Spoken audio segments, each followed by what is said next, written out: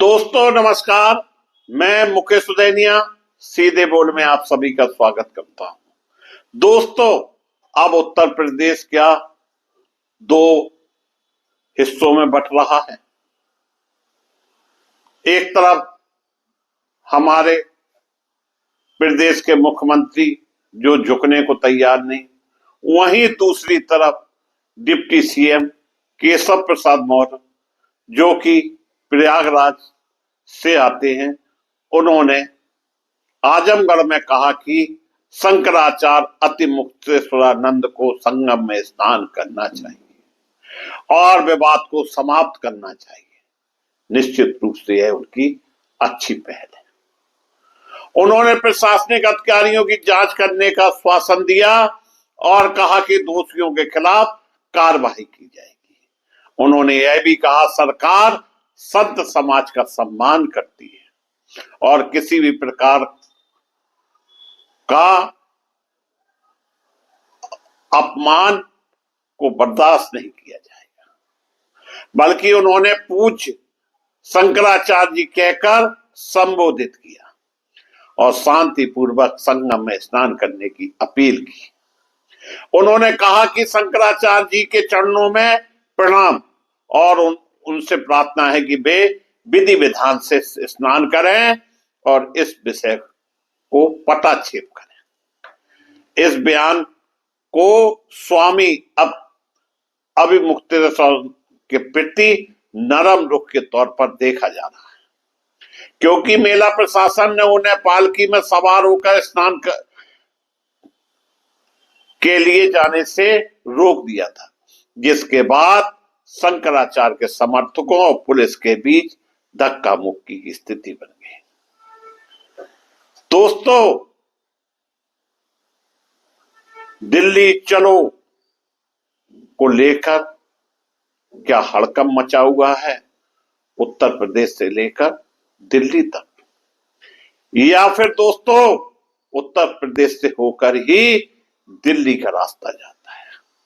फिलहाल केशव प्रसाद मौर्य और योगी आदित्यनाथ के बीच तनाव की खबर है, खासकर शंकराचार्य अभिमुक्तेश्वरानंद के विवाद के बाद। केशव प्रसाद मौर्य ने शंकराचार्य अभिमुक्तेश्वरानंद का समर्थन किया।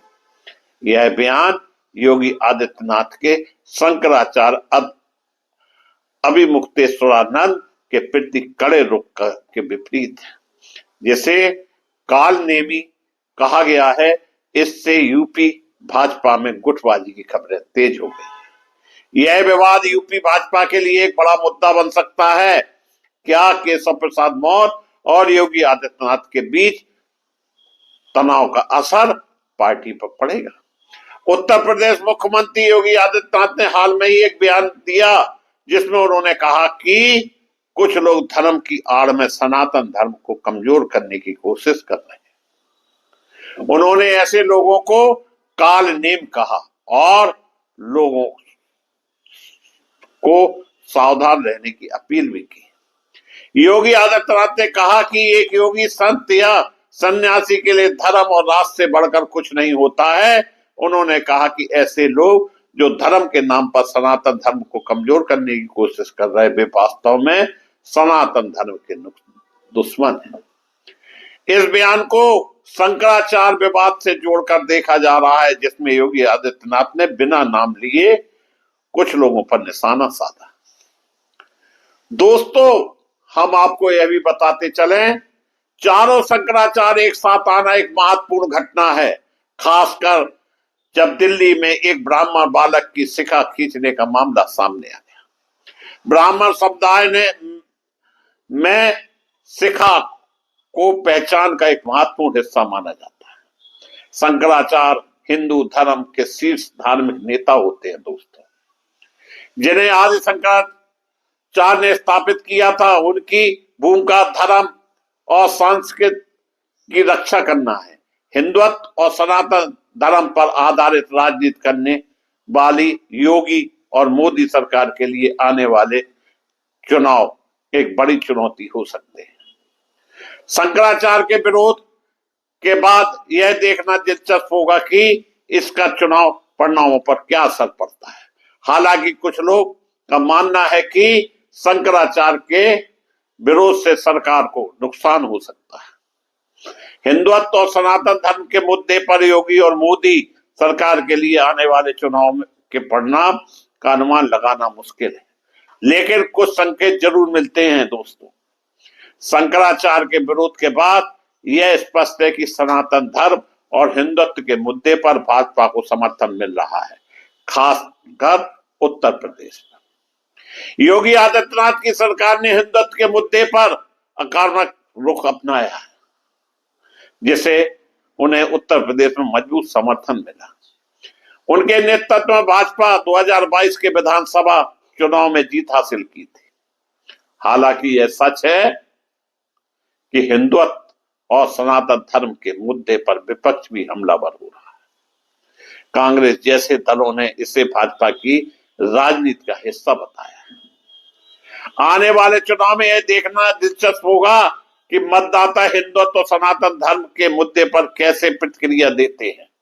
क्या भाजपा को इसका फायदा मिलेगा या विपक्ष इसे मुद्दा बनाकर भाजपा को घेरने में कामयाब होगी।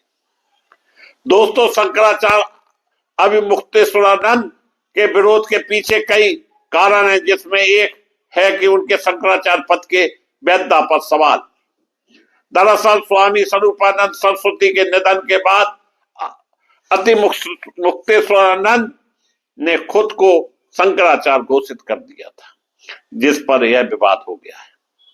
कुछ कथावाचक और संत उनके इस दावों का विरोध कर रहे हैं, क्योंकि उन्हें लगता है कि अभिमुक्तेश्वरानंद का शंकराचार्य बनना सही नहीं है। इसके अलावा अभिमुक्तेश्वरानंद के कुछ बयानों पर भी विवाद हुआ है, जैसे कि उन्हें मनवादी को संविधान से बड़ा बताया और आरक्षण खत्म करने की बात कही। बाबा रामदेव भी अतिमुक्तेश्वरानंद के साथ हुई घटना पर अपनी प्रतिक्रिया दी और कहा कि तीर्थ स्थलों पर एजेंडा चलाना गलत है। शंकराचार्य अतिमुक्तेश्वरानंद के विरोध के पीछे कई कारण हैं। इतना ही नहीं, मेले में पुलिस प्रशासन के साथ हुई झड़प के बाद विवाद खड़ा कर दिया गया था। उनका आरोप है कि प्रशासन ने उनके साथ बदसलूकी की, उन्हें गंगा स्नान करने से रोका। इसके अलावा शंकराचार्य अभिमुक्तेश्वरानंद के शंकराचार्य बनने को लेकर भी विवाद है। उनका दावा है कि उन्हें स्वामी स्वरूपानंद जी सरस्वती ने शंकराचार्य बनाया था, लेकिन कुछ अन्य शंकराचार्यों ने उनके दावों पर सवाल उठाए। बाबा रामदेव उन्होंने शंकराचार्य अतिमुक्तेश्वरानंद सरस्वती के खिलाफ बयान दिया था, जिसके बाद अभिमुक्तेश्वरानंद ने उन्हें नोटिस भेजने की बात कही थी।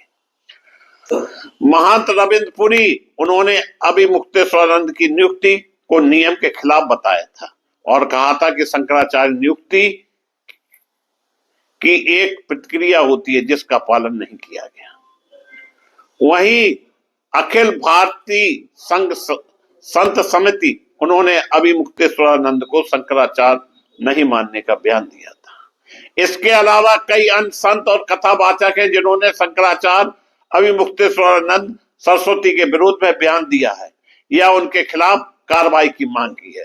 शंकराचार्य अभिमुक्तेश्वरानंद और योगी आदित्यनाथ के बीच चल रहे विवाद में कई बाबा और कथावाचक योगी के समर्थन में आगे आए। बाबा रामदेव ने यहां तक कहा कि शंकराचार्य अभिमुक्तेश्वरानंद के साथ हुई बदसलूकी गलत है और ऐसा व्यवहार किसी के साथ भी अस्वीकार है।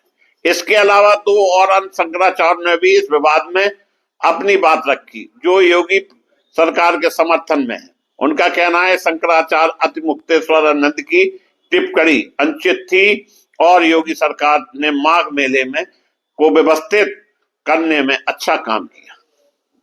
माघ मेले में वीआईपी कल्चर को लेकर मुख्यमंत्री योगी आदित्यनाथ ने सख्त निर्देश दिए कि मुख्य स्नानों पर्वों पर कोई भी वीआईपी प्रोटोकॉल नहीं दिया जाएगा। इस बार माघ मेले में 15 से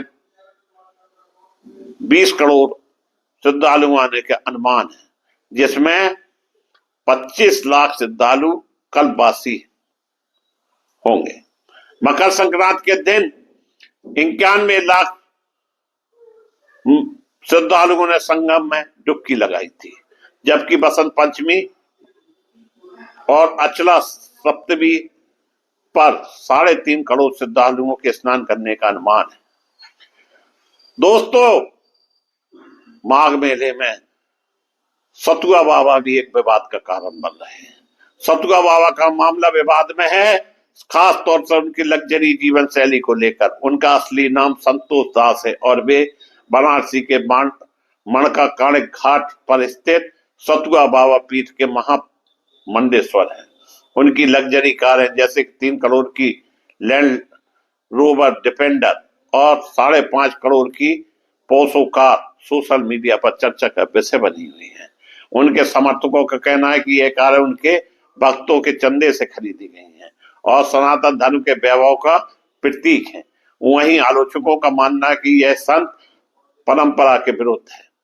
सतुआ बाबा ने अपने विरोधियों को चेतावनी देते हुए कहा कि जो भी सनातन धर्म को रोकने की कोशिश करेगा उसे मुंह तोड़ जवाब दिया जाएगा।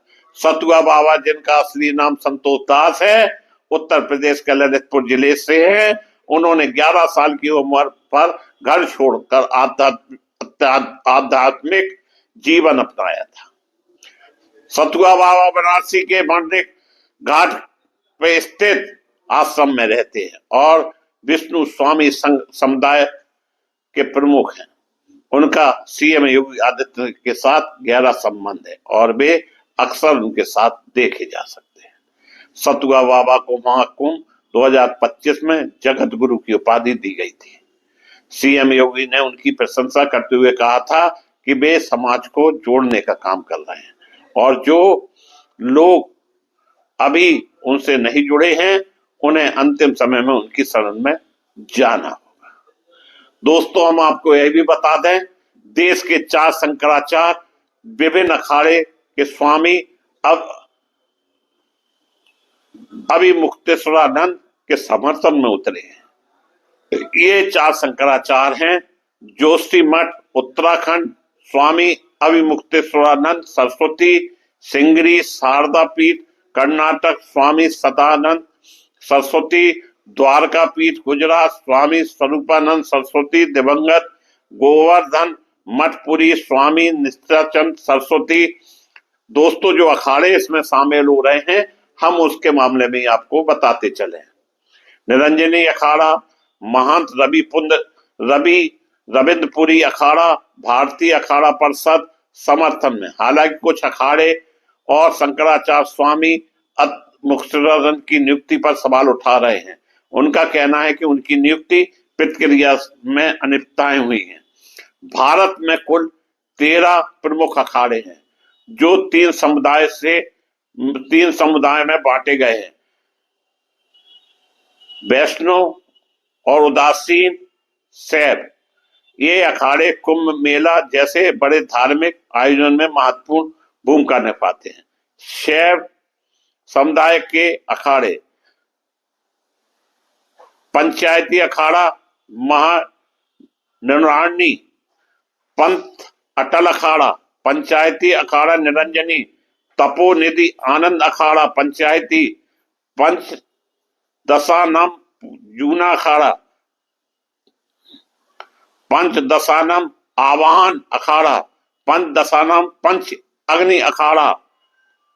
वैष्णव समुदाय के अखाड़े: दिगंबर अन्नी अखाड़ा, निर्वाणी आनी अखाड़ा, पंच निर्मोही अन्नी अखाड़ा। उदासीन समुदाय के अखाड़े: पंचायती बड़ा उदासीन अखाड़ा, पंचायती अखाड़ा नया उदासीन, निर्मल पंचायती अखाड़ा। यह प्रमुख अखाड़े हैं जिन सबका लगभग अतिमुक्तेश्वरानंद को समर्थन मिला हुआ है। लेकिन उत्तर प्रदेश में लड़ाई 2 भागों में बढ़ती नजर आ रही। मैं मुकेश उदैनिया पुनः आप सभी को धन्यवाद देता हुआ अपनी बात समाप्त करता हूं।